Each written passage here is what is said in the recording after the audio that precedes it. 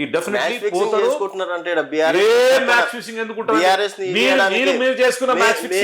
కాంగ్రెస్ వాళ్ళని చెప్పేసి మీరు అంటున్నారు, వాళ్ళు ఏమంటున్నారు కాంగ్రెస్ ఆధారాలు ఉన్నాయి కదా, మన దగ్గర ఆధారాలు ఉన్నాయి కదా, వాళ్ళ దగ్గర కూడా ఏం హరీష్ రావు గారి దగ్గర ఏం ఆధారాలు ఉన్నాయి చెప్పండి. మాటలే ఆధారం, విమర్శలే ఆధారాలు. మా దగ్గర ఆధారాలు ఉన్నాయి. మేము పోతున్నాం, ఎందుకు పోతున్నాము? మెట్రో గురించి ఫండ్స్ ఇవ్వమని పోయినాము, RRR గురించి ఫండ్స్ ఇవ్వమని పోయినాము, డ్యామ్ అథారిటీ దగ్గర పోయినాము, కృష్ణా రివర్లో మాకు ఇది కావాలని మనము ఈ మన ఉమ్మడి మహబూబ్ నగర్ జిల్లాలో ఉన్న ప్రాజెక్టుల విషయంలో పోయినాం. పోతాం, లక్కుతోనే తప్పు లేదు కాదండి. మొన్న లక్కుతోటే గెలిచిందంట. ఏది మొన్న ఎమ్మెల్యే ఎన్నికలు లక్కుతోటి గెలిచినారా, ప్రజల వ్యతిరేకంతో గెలిచినారా, కాంగ్రెస్ పార్టీ కార్యకర్తల కష్టంతో గెలిచినది అదే అయింది. ఇప్పుడు గెలిచిన తర్వాత ఇవ్వండి 49% తెచ్చినోడు ఓడిపోతాడు, 51% తెచ్చినోడు పవర్ లో వస్తాడు. ఇది డెమోక్రసీ పాలసీ. స్థానిక సంస్థల ఎన్నికల్లో ఓడిపోతాం మన భయంతో పెట్టట్లేదా ఎన్నికలు? ఎందుకండి మాకేం భయము? మీరు చేసిన అప్పులు మనం ఇబ్బంది పడుతున్నాము, భయపడతలేము.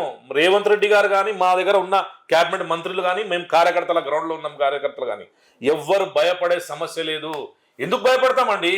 కాంగ్రెస్ పార్టీ గత 10 సంవత్సరం మీ ప్రభుత్వం ఉంటే మేము భయపడలే, ఇది మా ప్రభుత్వం, మేము ఎందుకు భయపడతాం? కానీ మా ప్రభుత్వం వచ్చిన తర్వాత ఒక బాధ్యత గల ప్రభుత్వం ఉంది, బాధ్యత వచ్చింది మాకు. తెలంగాణ రాష్ట్ర ప్రజల సంక్షేమ బాధ్యత, తెలంగాణ రాష్ట్ర ప్రజల ఉన్న ప్రాబ్లమ్స్, వాళ్ళకు ఉన్న అన్అడ్రస్ ప్రాబ్లమ్స్ ఉన్నాయి, వాళ్ళ బాధ్యత ఉంది మన ఎక్కువ. ఆ బాధ్యత విషయంలో మేము కొంచెం అన్ని చాలా సర్దుకొని పోవాల్సి వస్తుంది.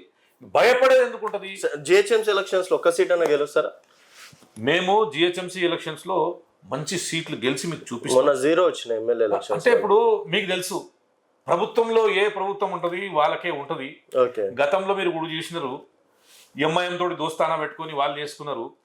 ఇప్పుడు ఇక్కడ ఉంది, అవన్నీ జరుగుతూనే ఉంటాయి. ఎంఐఎం లేకపోతే కాంగ్రెస్ పార్టీ సింగిల్ గా గెలవలేదా? నేను ఒకటే అంటానండి, ఎంఐఎం అవకాశవాదాలండి. వాళ్ళు ఎవరు ప్రభుత్వంలో ఉంటే వాళ్ళతో ఉంటారు.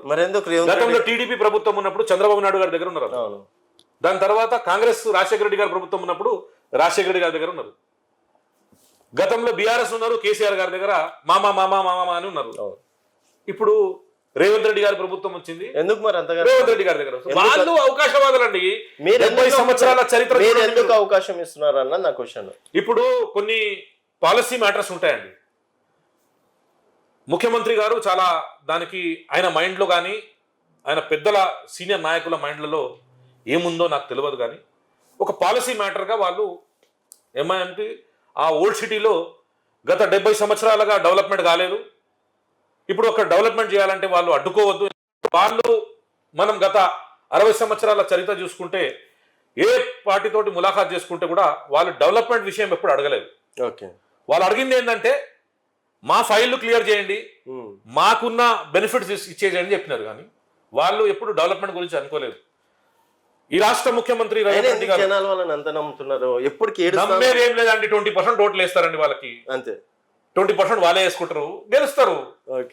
ఏ ప్రభుత్వం వచ్చినప్పుడు వాళ్ళు దోస్తీ చేసుకుని వాళ్ళతోటి కాంప్రమైజ్ అయ్యి అక్కడ క్యాండిడేట్ పెట్టరు, కార్యకర్తలని ఎదగనియరు. ఎప్పటికీ అది ఎంఐఎంఏ ఉంటది. ఆ 7 సీట్లకు మాత్రం పరిమితం ఉంటారు వాళ్ళు. 7 దాటి వాళ్ళు రారు, గీత దాటి రాలేదు, మూసీ రివర్ దాటి ఇక్కడ రారు. 99% వాళ్ళు అటే ఉంటారు. సో ఇది వాళ్ళ స్ట్రాటజీ. రేపు వాళ్ళ స్ట్రాటజీ కానీ కాంగ్రెస్ పార్టీ పాలసీస్ కానీ క్వశ్చన్ చేయడానికి లేదు. అవసరాన్ని బట్టి కొన్ని పాలసీస్ చేస్తారు.